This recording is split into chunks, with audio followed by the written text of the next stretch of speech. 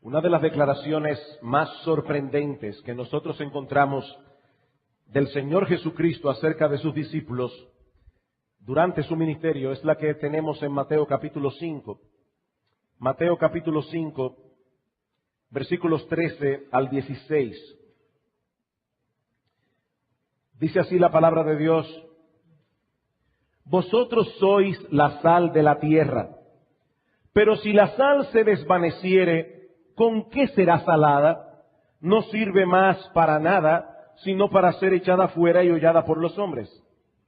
Vosotros sois la luz del mundo. Una ciudad asentada sobre un monte no se puede esconder, ni se enciende una luz y se pone debajo de un almud, sino sobre el candelero, y alumbra a todos los que están en casa. Así alumbre vuestra luz delante de los hombres, para que vean vuestras buenas obras y glorifiquen a vuestro Padre que está en los cielos. Una de las cosas que llama mi atención de este texto es que el Señor no nos está dando aquí un mandato, sino más bien haciendo una declaración. Vosotros sois la sal de la tierra, vosotros sois la luz del mundo. Eso es un hecho. El llamado de Cristo es a comportarnos a la altura de lo que somos. Y eso implica al menos tres cosas. En primer lugar, el Señor nos está diciendo aquí que los cristianos son distintos del mundo. El poder y la eficacia de la sal residen en gran medida en la diferencia esencial que la distingue de los demás elementos que ella sala. Y lo mismo podemos decir acerca de la luz. La luz y las tinieblas son dos cosas completamente distintas.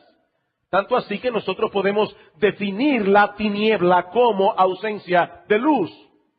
Pues de igual modo, los cristianos son distintos del mundo. Y en la misma medida en que esa diferencia se haga evidente, en esa misma medida seremos efectivos en la labor que se nos ha encomendado hacer.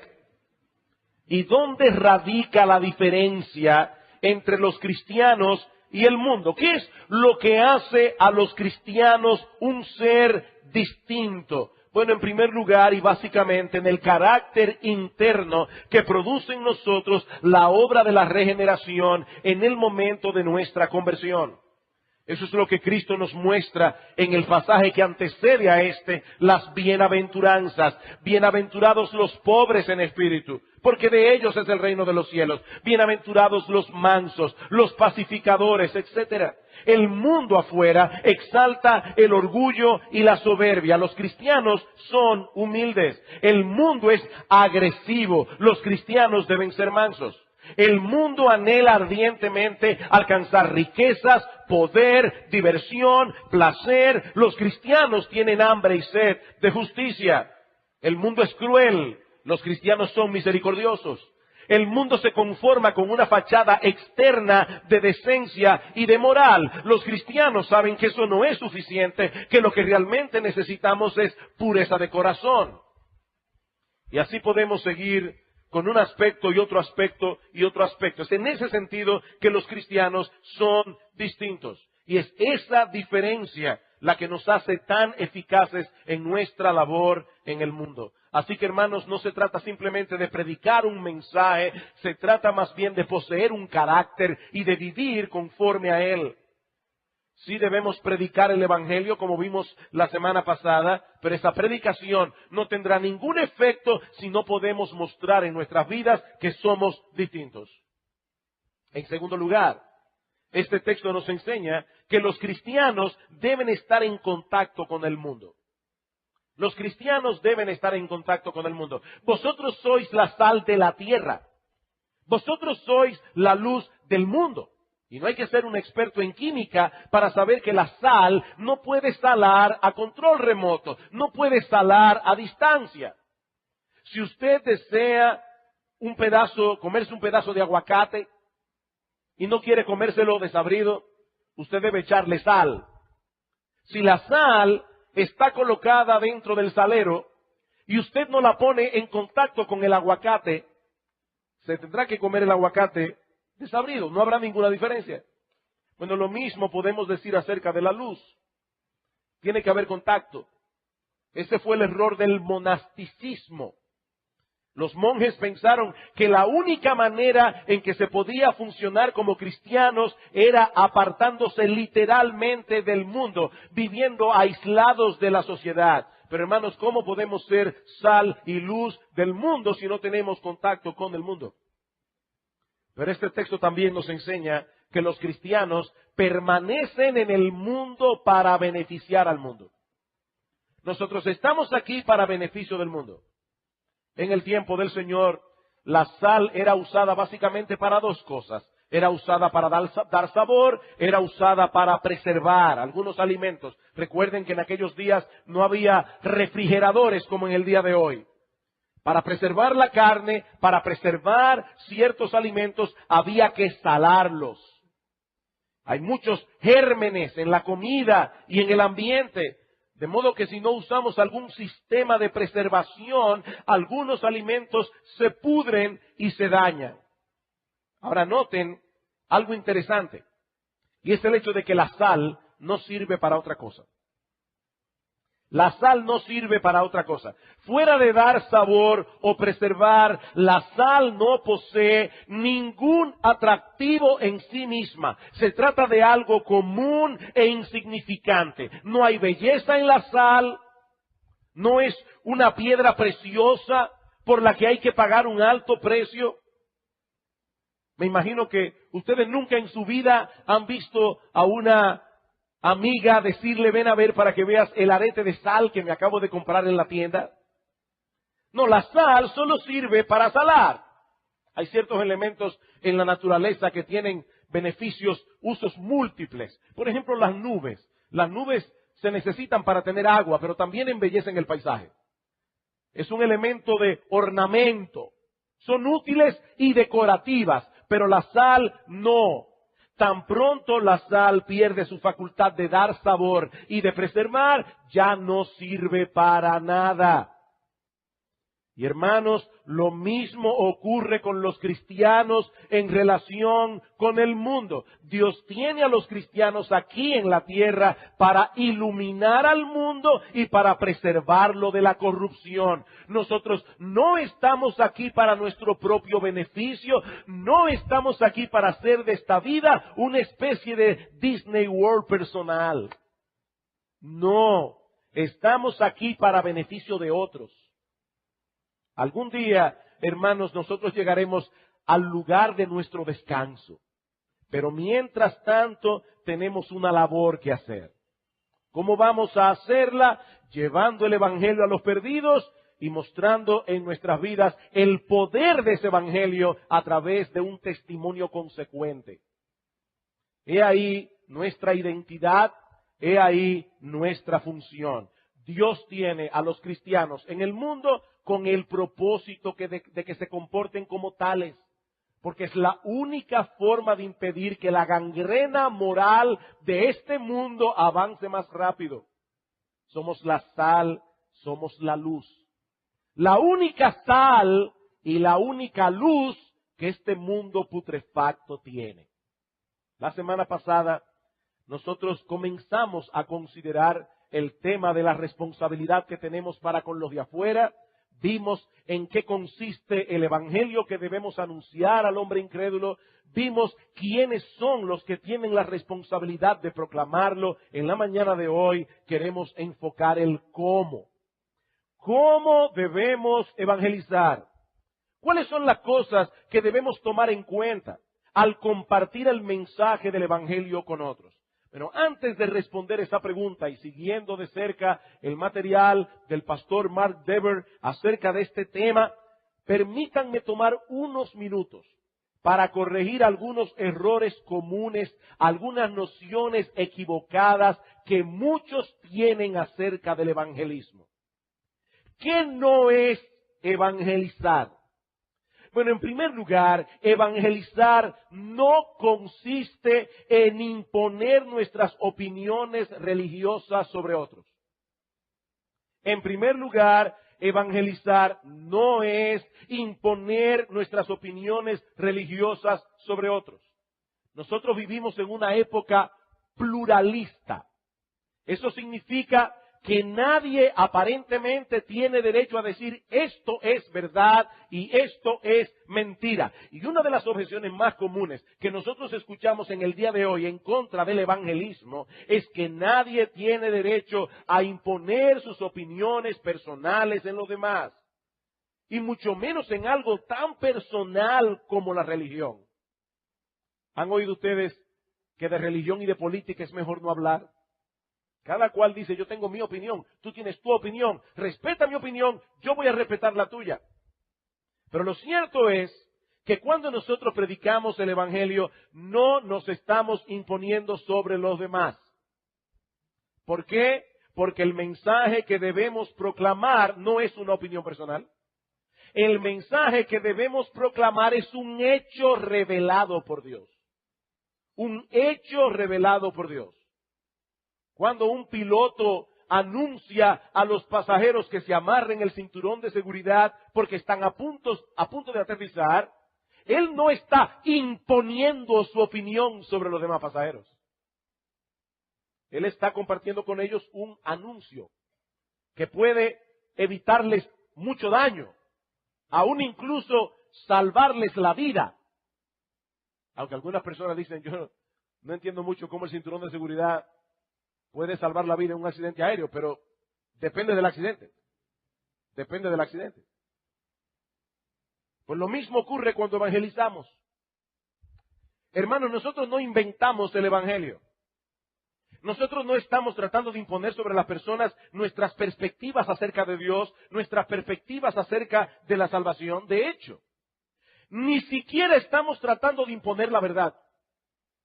Ni siquiera estamos tratando de imponer la verdad revelada, el verdadero mensaje de salvación que nosotros encontramos en las Escrituras.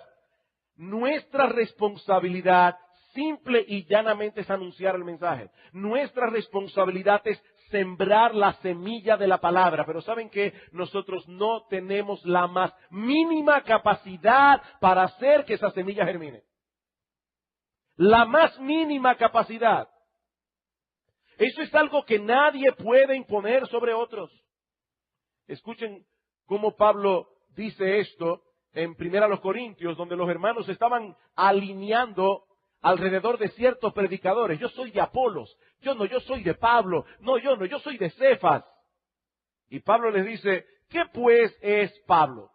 ¿Y qué es Apolos? Servidores por medio de los cuales habéis creído. Y eso según lo que a cada uno concedió el Señor.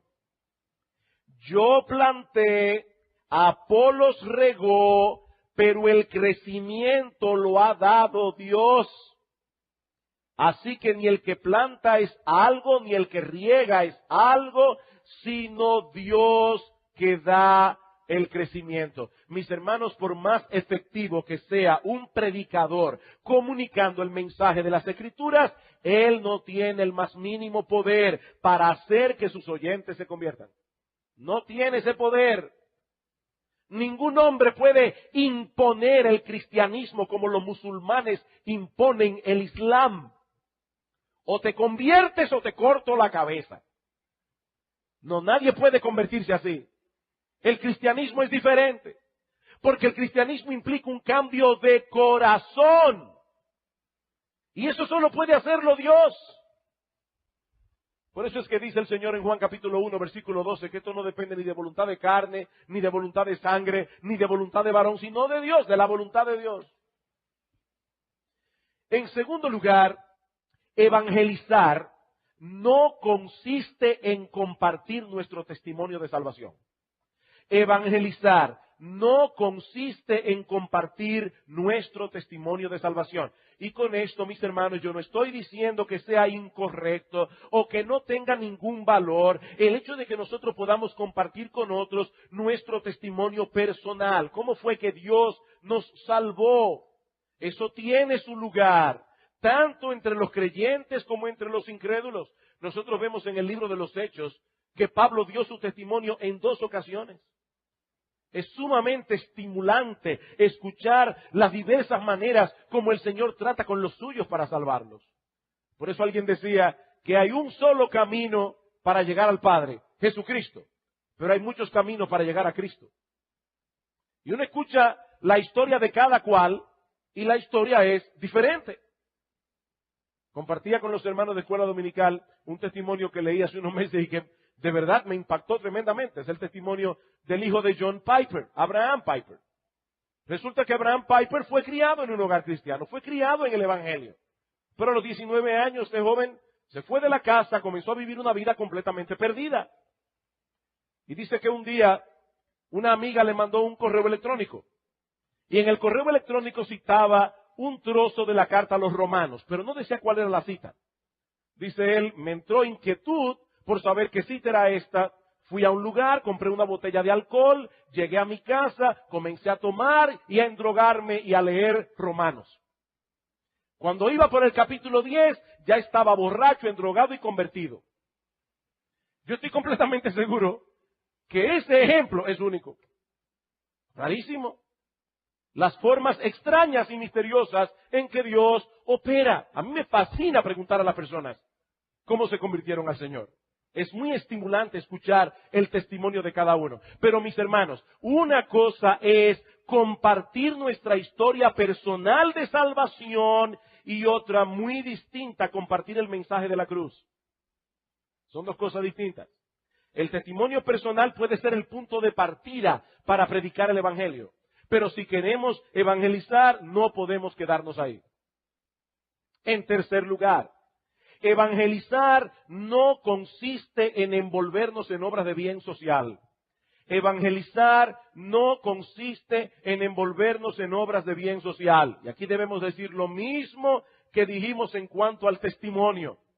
Es correcto, es apropiado que los creyentes manifiesten en una forma concreta la misericordia del Señor, haciéndole bien al afligido. Mis hermanos, eso es algo que recomienda al mensaje del Evangelio. En el texto que leímos al principio, dice el Señor, así alumbre vuestra luz, para que vean vuestras buenas obras y glorifiquen a vuestro Padre que está en los cielos. Las buenas obras de los cristianos son una recomendación del Evangelio. Lo mismo vemos en Primera de Pedro, capítulo 2, casi un eco de estas palabras del Señor. Dice Primera de Pedro, capítulo 2, versículo 12, manteniendo buena vuestra manera de vivir entre los gentiles, para que en lo que murmuran de vosotros como de malhechores, glorifiquen a Dios en el día de la visitación, al considerar vuestras buenas obras. Nosotros debemos involucrarnos en buenas obras. De hecho, hermanos, es obvio que el Señor Jesucristo espera que nosotros nos involucremos en buenas obras. ¿Qué dice el Señor en Mateo capítulo 25? Que cuando nosotros lleguemos al día del juicio, nosotros tendremos que mostrar nuestra fe a través de nuestras obras. Venid, benditos de mi Padre, al reino que ha sido preparado para vosotros desde antes de la fundación del mundo. ¿Por qué? Porque tuve hambre y me disteis de comer, tuve sed y me disteis de beber, estuve desnudo y me cubristeis, etcétera, etcétera. Pero mis amados hermanos, no debemos confundir las obras de bien social con el evangelismo. La tarea de evangelizar implica la comunicación de un mensaje, ya sea en forma oral, ya sea en forma escrita. Mientras ese mensaje no sea claramente proclamado, allí no ha habido evangelismo. No importa qué tanto bien hayamos podido hacer a otros. Por otra parte, no debemos caer en el error en el que muchos han caído en el pasado de sustituir el evangelismo por las obras de bien social. Eso es perder de vista el hecho de que la mayor necesidad del hombre es reconciliarse con Dios. Sí, hermanos, en nuestro país hay mucha pobreza, en nuestro país hay mucha delincuencia, en nuestro país hay muchos hogares rotos, mucha gente dañada por las drogas, dañada por el alcohol. Eso es un problema. Pero el mayor problema del hombre es que algún día todos nosotros tendremos que comparecer ante el tribunal de Dios y dar cuenta por nuestra vida. Kevin DeYoung dice al respecto, las buenas obras pueden adornar el Evangelio y son el fruto del Evangelio, pero las buenas obras en sí mismas no son el Evangelio. Las personas necesitan escuchar las buenas nuevas de que Cristo vino a salvar a los pecadores. Los creyentes debemos hacerle bien a todos, según tengamos oportunidad, dice Pablo en Gálatas capítulo 6, versículo 10, pero sin olvidar que cualquier otro problema humano pasa a ser secundario ante la realidad de que todos nosotros somos pecadores viviendo delante de un Dios infinitamente justo. En tercer lugar, tampoco debemos confundir el evangelismo con la apologética. Tampoco debemos confundir el evangelismo con la apologética. Yo sé, niños, que aquí estoy usando una palabra que no es común. Pero la palabra apologética significa simplemente defender la fe. Defender la fe. Y una vez más, eso es algo bueno y necesario.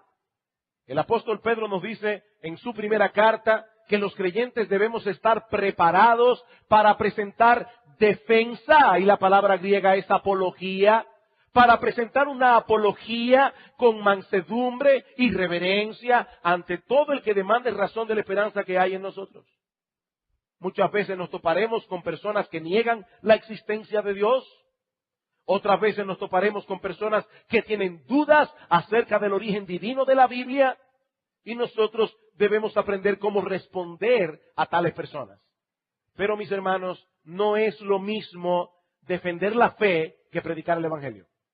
No es lo mismo defender la fe que predicar el Evangelio. Presentar pruebas a favor de la inspiración de las Escrituras o de la existencia de Dios es una cosa. Transmitir el mensaje de salvación es otra. Aunque es posible que en otras ocasiones tengamos que hacer una labor apologética previa para poder evangelizar. Por otra parte, yo creo que es al lugar la advertencia que el pastor Mark Dever nos da de que la apologética tiene sus peligros. La apologética tiene sus peligros. Uno de ellos es que sin querer podemos reforzar a alguien en su incredulidad por nuestra inhabilidad para responder ciertas preguntas. Y hermanos, aquí debo decir algo con toda claridad. Hay ciertas preguntas que los incrédulos hacen, que nosotros también nos hacemos y para las que no tenemos respuesta. Hay ciertas preguntas que nosotros no vamos a poder responder de este lado de la eternidad. Por más buena apologeta que una persona sea, nadie en este mundo puede responder todas las preguntas. Todas las preguntas que la gente se hace en relación con la Biblia. Pero como dice el pastor Mark Dever, el hecho de que no lo sepamos todo no quiere decir que no sepamos nada. El hecho de que no lo sepamos todo no quiere decir que no sepamos nada. Y a partir de lo que Dios sí ha revelado, nosotros podemos dar a conocer a los hombres la condición en que se encuentran delante de Él y la solución que el mismo Dios ha provisto para que podamos ser salvos. Así que, mis hermanos, no se dejen intimidar por los impíos. No se dejen intimidar por el hecho de que no tenemos todas las respuestas, porque ¿saben qué? No existe un solo hombre en el mundo que las tenga. Nadie la tiene. Otro peligro de la apologética es que puede distraernos de comunicar el mensaje que los pecadores necesitan escuchar. La apologética puede distraernos de proclamar el mensaje que los inconversos necesitan escuchar. En ese sentido, nosotros tenemos que estar alertas cuando predicamos el Evangelio a los incrédulos para no dejarnos arrastrar por la agenda de ellos. ¿Recuerdan a la mujer samaritana? Tan pronto Cristo comienza a entrar en el terreno de lo personal, llama a tu marido y ven acá. Yo no tengo marido. Bien has dicho que no tienes marido porque 5 maridos has tenido y con el que vives ahora no es tu marido. Eso has dicho con verdad. ¿Cómo reaccionó la mujer samaritana? Desviando el tema. Me parece, Señor, que tú eres profeta. Dime, ¿cuál es la religión verdadera? ¿La de los samaritanos o la de los judíos? Yo no sé qué es lo que le entra al incrédulo, pero tan pronto usted lo pone entre la espada y la pared y le hace ver su pecado y el juicio de Dios, de repente le entra una inquietud por quién fue la esposa de Caín, qué va a pasar con los indios que nunca oyeron el Evangelio, si hay vida en otros planetas. Desviar la atención. Y nosotros tenemos que tener cuidado, hermanos, de no dejarnos arrastrar por su agenda. Cristo tiene una agenda. Y esa es la agenda que nosotros debemos seguir. ¿Cuál es la agenda de Cristo? Que los hombres conozcan cuál es su verdadero problema y la solución que Dios ha provisto en Cristo para resolverlo. Esa es la agenda que nosotros debemos seguir a final de cuentas. Finalmente, en este punto, también debemos tener cuidado de no confundir el evangelismo en sí con los frutos del evangelismo. Esto puede sonar medio tricky. No debemos confundir el evangelismo en sí con los frutos del evangelismo. Esta es una distinción sumamente sutil, pero sumamente importante. Mis hermanos amados, nosotros tenemos la responsabilidad de predicar el evangelio, anunciar el mensaje de salvación. Pero recuerden que no tenemos ni la capacidad ni la responsabilidad de convertir a nadie. Nosotros no fuimos enviados al mundo para convertir a nadie. Como veíamos hace un momento, eso es algo que está fuera de nuestro alcance. Eso es algo que está fuera de nuestro poder. John Stott dice, evangelizar no significa ganar convertidos, sino simplemente anunciar las buenas nuevas independientemente de los resultados. Independientemente de los resultados. Nosotros debemos ser fieles comunicando el mensaje, pero saben que ese mensaje no siempre tendrá el mismo efecto en los que escuchan. Por eso Pablo dice que nosotros somos olor de Cristo. Nosotros vamos por el mundo dejando una estela de fragancia, así debería ser. Nuestro testimonio, nuestro carácter, nuestra forma de conducirnos en el mundo debe dejar una fragancia, un olor a Cristo. Pero ¿qué dice Pablo? Para algunos será olor de vida para vida, para otros será olor de muerte para muerte. El mismo mensaje, la misma vida, el mismo carácter, el mismo pregonero de la salvación, no tendrá el mismo efecto en todos los que escuchen. Esa es en parte también la enseñanza de Cristo en la parábola del sembrador. El hombre sale a regar la semilla, pero una cae en una tierra dura, otra cae entre espinos, otra cae en diferentes tierras. Una de ellas germina para salvación. Si no distinguimos entre el evangelismo y los frutos del evangelismo, dos cosas pueden ocurrir. La primera es que nos sintamos tan frustrados por la falta de fruto visible que entonces dejemos de evangelizar. No, definitivamente a mí Dios no me dio ese don. Y yo predico y predico y predico y la gente ni viene a la iglesia. Mi hermano, sigue predicando. Sigue predicando. Y cuando eso te pase y ese pensamiento venga a tu mente, recuérdate de Jeremías. Dios llama a Jeremías y le dice, Jeremías, tú vas a ser mi profeta. Ahora déjame avisarte de antemano, nadie te va a oír. Nadie te va a oír. Pero predica.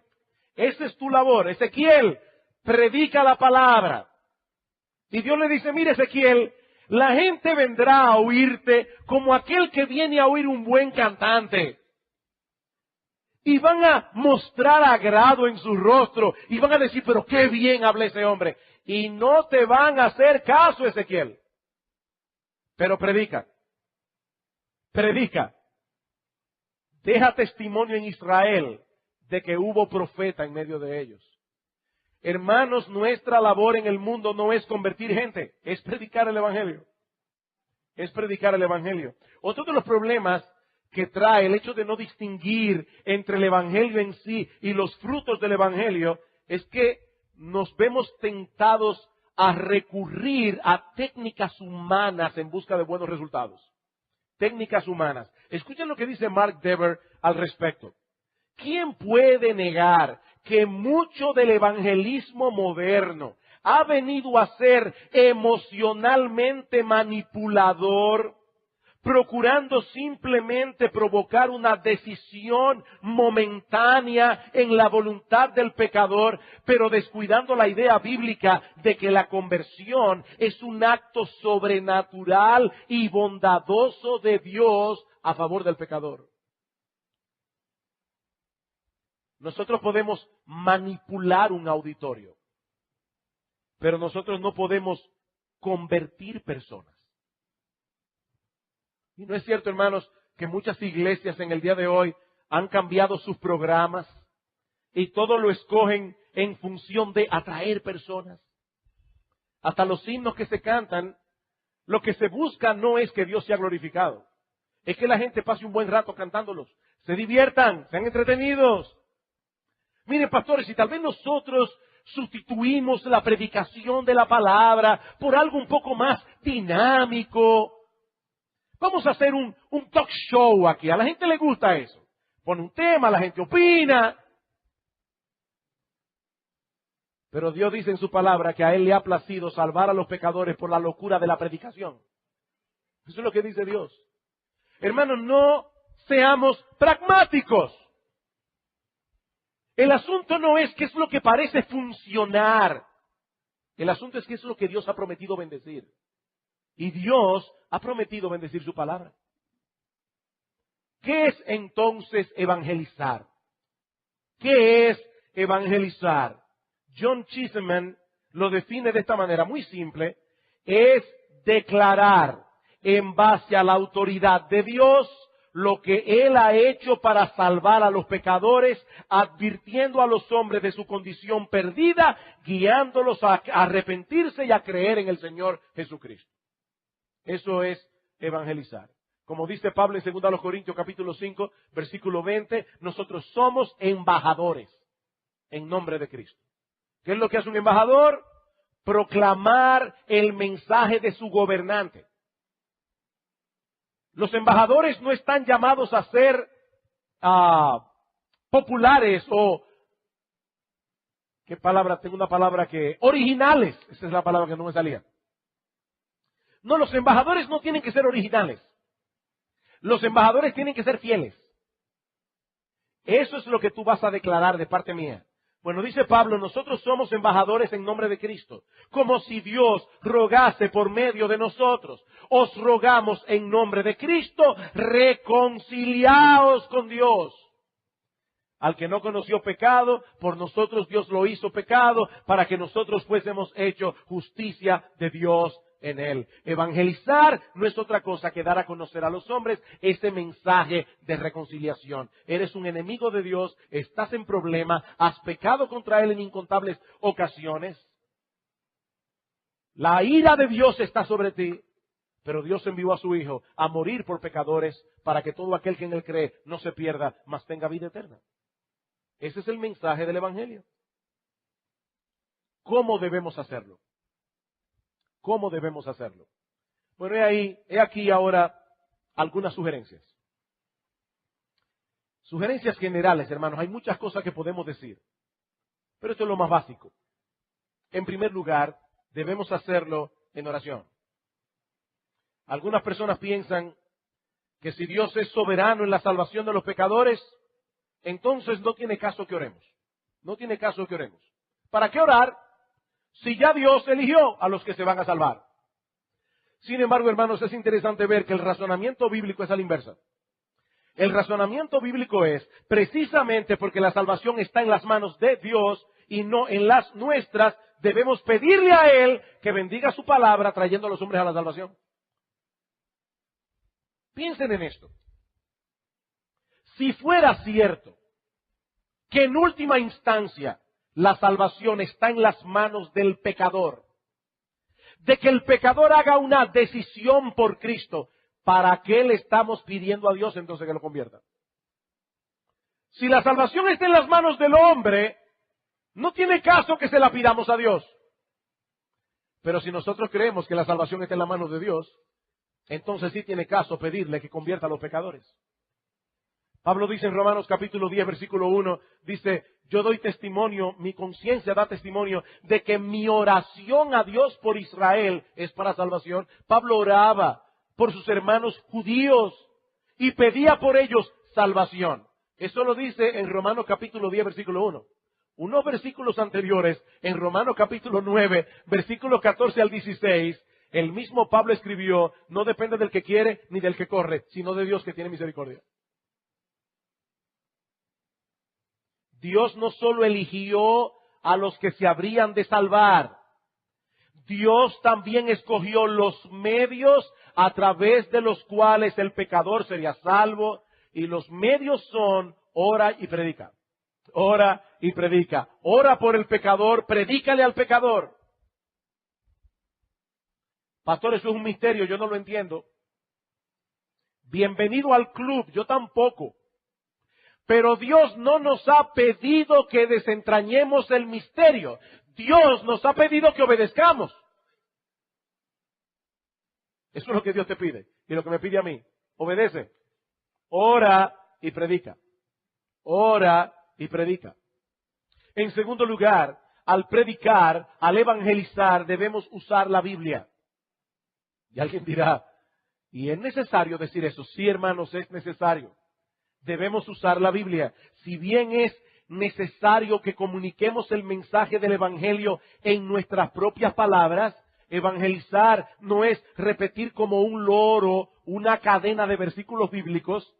Debemos dar a conocer el mensaje en nuestras propias palabras, pero hermanos, también debemos recordar que la palabra de Dios es viva y eficaz y más cortante que toda espada de dos filos, que penetra hasta partir el alma y el espíritu, las coyunturas y los tuétanos, y que discierne los pensamientos y las intenciones del corazón. La palabra de Dios. Dios ha prometido usar su palabra para producir lo que Él quiere en el corazón de los hombres. Por eso debemos memorizar la palabra. Y al evangelizar debemos usar la palabra. Aparte de que el hecho de citar las Escrituras es una forma de mostrarle al pecador que lo que le estamos diciendo no son nuestras opiniones personales. Es lo que Dios ha revelado en su palabra. Lo que Dios ha revelado en su palabra. En tercer lugar, debemos ser claros al exponer el mensaje. Debemos ser claros al exponer el mensaje. Al exponer el Evangelio debemos hacer un esfuerzo por hablar de tal manera que las personas puedan entendernos. En ese sentido, debemos tomar en cuenta con quién estamos hablando, porque lo que puede ser claro para una persona puede que no lo sea para otra, por su contexto, por su cultura, por muchas razones. Por ejemplo, una de las palabras clave del Evangelio es justificación. Justificación. La doctrina de la justificación es la esencia del Evangelio. Justificados pues por la fe, tenemos paz para con Dios por medio de nuestro Señor Jesucristo. Ahora, ¿qué es lo que viene a la mente de muchas personas cuando escuchan la palabra justificación? ¿Saben cuál es la idea? Una excusa inexcusable. Tú vienes a una persona, le llama la atención por algo, la persona comienza a defenderse y tú le dices, no te justifiques. Entonces la palabra justificación, que es central en el Evangelio, no va a ser necesariamente entendida tan pronto el pecador le escuche. Nosotros tenemos que explicarle que la Biblia usa la palabra justificar para denotar ese acto de Dios a través del cual Él declara justo a un pecador en base a la justicia de Cristo. Tú tienes que hacerle entender eso porque eso es básico en el Evangelio. La mayoría de las personas se quieren salvar por obras. ¿Qué es lo que hay que hacer para ser salvo? Cree en el Señor Jesucristo y serás salvo. Tú le das tus pecados, Él te da su justicia. Eso es justificar. El uso de la palabra es correcto, pero debemos aclarar lo que significa para que el mensaje realmente pueda ser comprendido. Por otra parte, aunque nuestra meta al predicar el Evangelio no es ofender a los demás, Esa no es nuestra meta, ofender a los demás. Nunca debemos sacrificar la verdad del mensaje para no ser ofensivos. Nuestra meta no es ofender, pero habla claro. Cuando prediques el evangelio, habla claro. Habla claro del pecado. Hazle ver a la persona cuál es su condición delante de Dios. Habla claro de la impotencia del pecador. Hazle saber que él no puede salvarse por sí mismo. Habla claro del significado de la cruz. ¿Por qué Cristo se hizo hombre? ¿Por qué murió en una cruz? Habla claro de la necesidad de venir a Cristo en arrepentimiento y fe. Habla claro. De paso, hermanos, hay mucha terminología no bíblica que se ha colado en el pueblo evangélico. Y alguna de esa terminología hace confusa cuál es la demanda de Dios al pecador para que sea salvo. Por ejemplo, recibe a Cristo en tu corazón. ¿Dónde la Biblia dice que el pecador debe recibir a Cristo en su corazón? ¿Qué significa eso realmente? Alguien me dirá, pastor, pero espérese, en Juan capítulo 1, versículo 12, dice, mas a todos los que le recibieron, sí, a los que creen en su nombre. Evidentemente, recibir a Cristo en este caso es creer en Cristo. Esa terminología, yo no estoy diciendo necesariamente que si usted se convirtió porque alguien le dijo, recibe a Cristo en el corazón, tú no eres creyente. Lo que estoy diciendo es que es una terminología confusa, no es bíblica. Debemos hablarle al pecador de creer en Cristo, de confiar en Cristo, depositar toda su confianza en lo que Él hizo en la cruz del Calvario. Es lo mismo que la famosa oración del pecador. ¿Hay en la Biblia una oración del pecador? No. No.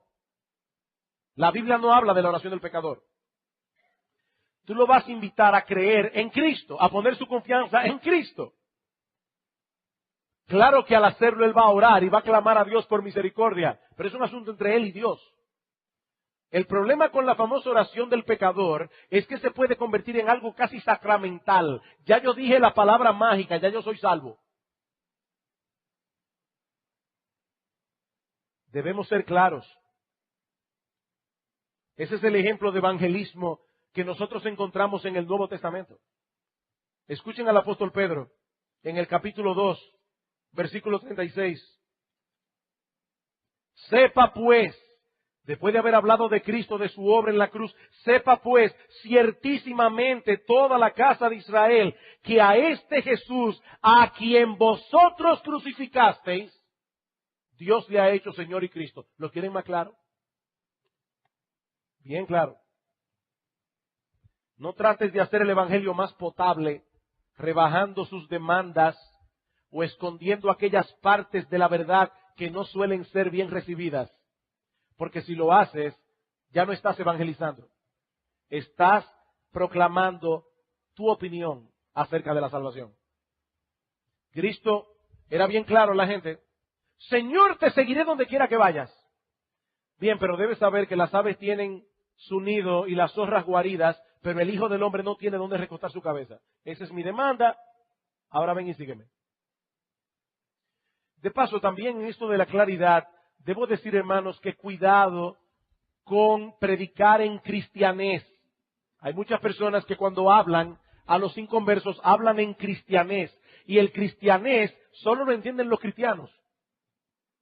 Yo recuerdo como al día de hoy, la primera vez que yo fui a un estudio bíblico, o mejor dicho, perdón, a una iglesia a oír el mensaje primer domingo que estuve en una iglesia oyendo un mensaje evangelístico. Y el predicador decía, cuando yo estaba preparando este mensaje, yo vi la cruz de Cristo y veía al Señor que me decía, ¿verdad que te he amado? Y yo sentado en mi asiento pensaba, eso debe ser que en su casa hay un crucifijo.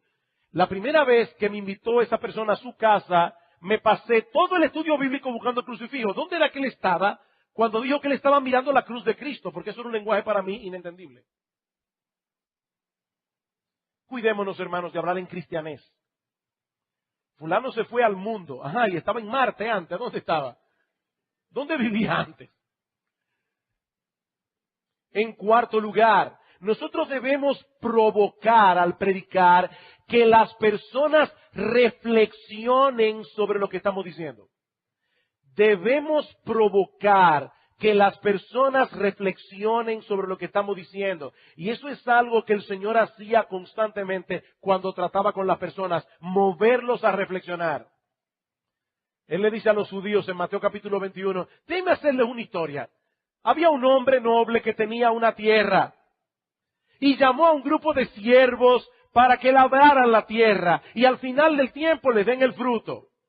Pero resulta que esos labradores no quisieron darle al dueño de la tierra lo que le pertenecía. Y cuando empezó a enviar a sus siervos a buscar sus intereses, a unos golpearon, a otros mataron. Finalmente el hombre noble dijo, enviaré a mi hijo, seguramente a él le harán caso. ¿Y saben lo que le hicieron a su hijo? Lo mataron. ¿Qué creen ustedes que debe hacer el hombre noble?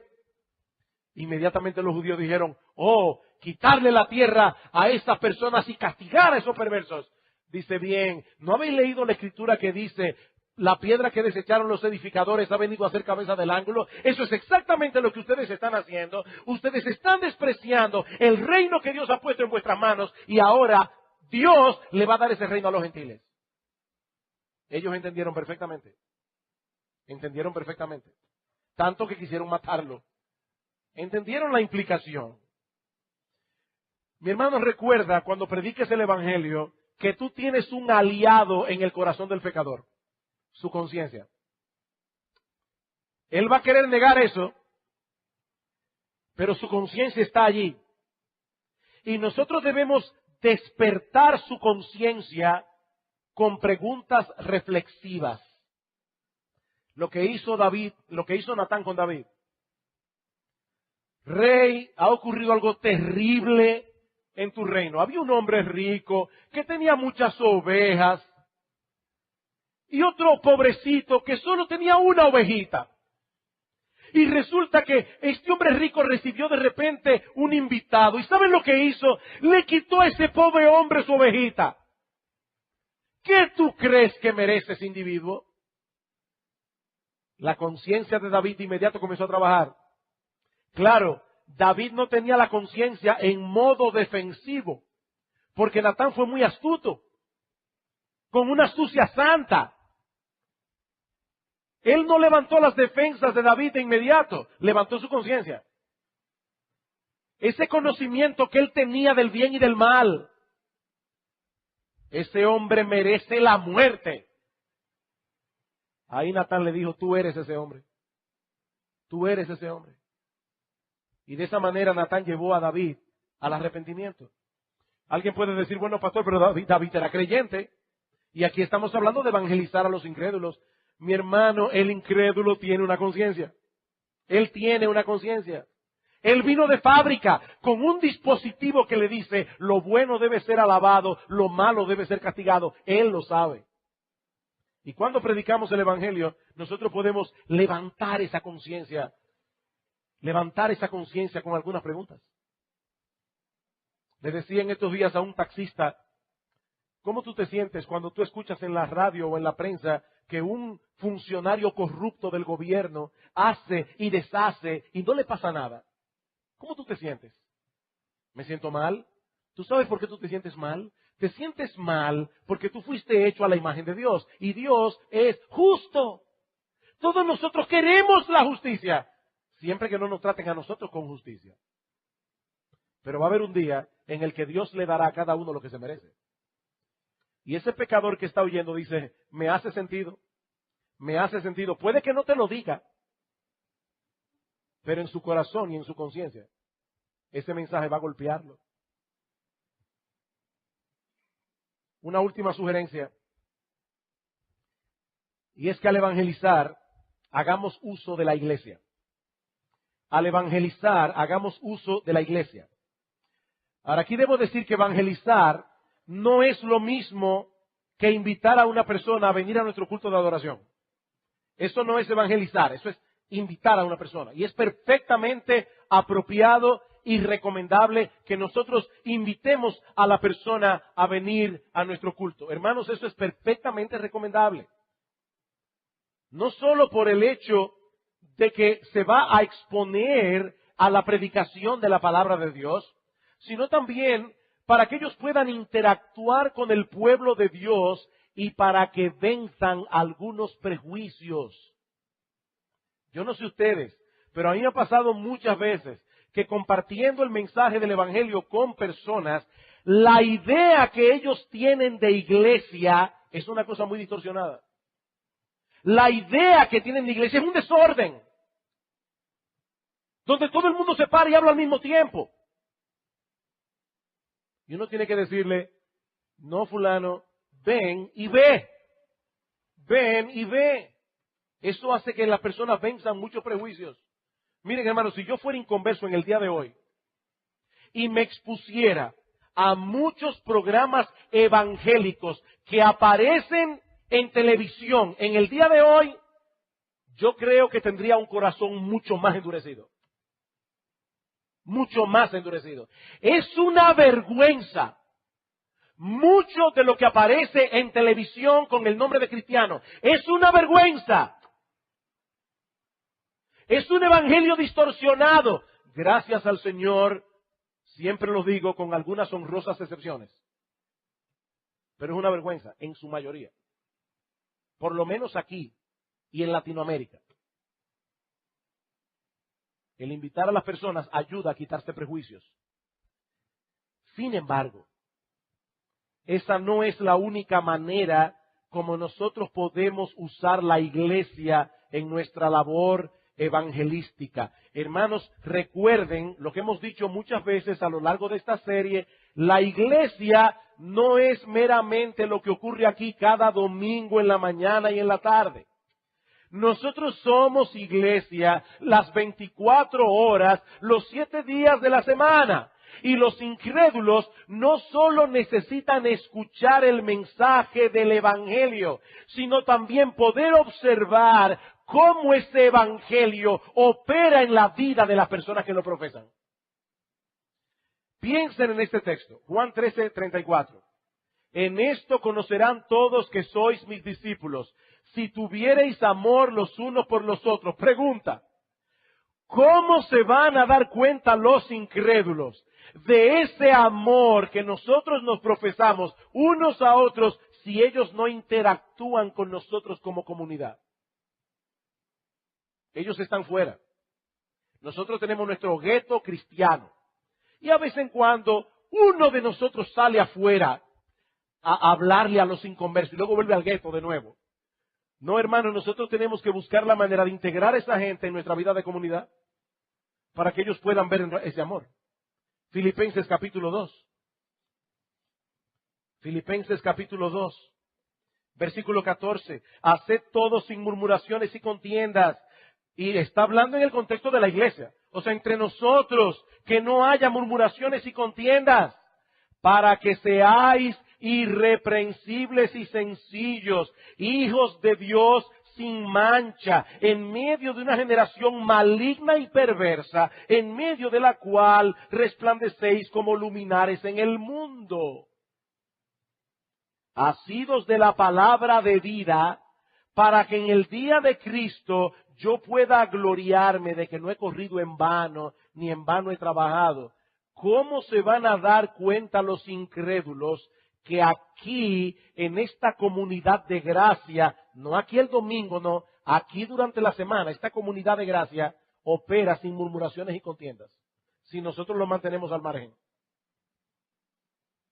Como dice Mark Dever, sí, tú debes invitar a las personas a los servicios en la iglesia y a los eventos evangelísticos especiales, pero debes considerar también traerlos a tu propia vida y a las interconexiones de relaciones que existen en tu congregación. Tráelo a tu vida. Mis hermanos, ese es el gran reto de los cristianos, como dijimos al principio. Ser distintos sin aislarnos. Ser distintos sin aislarnos.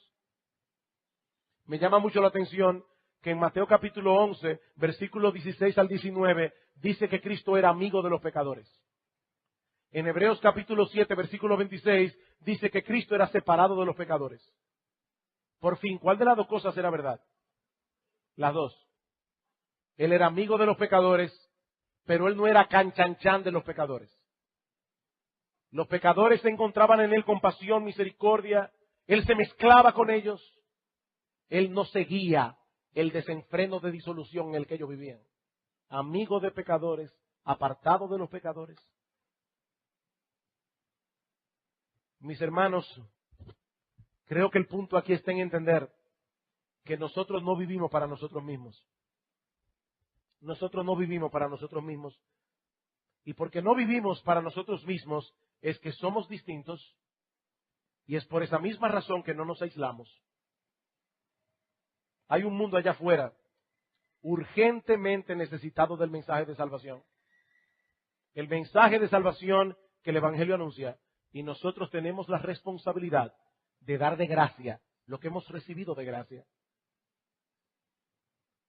Y para todos aquellos que están sin Cristo en esta mañana, solo me resta decirles que todo lo que nosotros hemos dicho hoy en este sermón tiene que ver directamente contigo.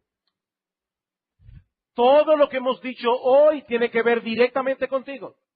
Porque lo que estamos diciendo es que el Señor quiere que tú escuches el mensaje de salvación que el Evangelio anuncia. Y hoy Él te llama por medio de ese mismo Evangelio para que te arrepientas de tus pecados y para que confíes enteramente en Cristo para la salvación de tu alma. Ese es el llamado. Mi amigo, algún día tendrás que presentarte ante el tribunal de Dios para dar cuenta de tu vida. Y si te presentas solo y sin defensa, con toda seguridad recibirás un veredicto de condenación, porque ese veredicto ya fue emitido. Pero eso no tiene que ser así. El Hijo de Dios, que se hizo hombre y murió en una cruz para sustituir a los pecadores y pagar la deuda de ellos en el tribunal de Dios, el Hijo de Dios hoy te está ofreciendo ser tu abogado. Pero tienes que venir a Él en arrepentimiento y fe. Tienes que confiar enteramente en Él para la salvación de tu alma. Vamos a orar.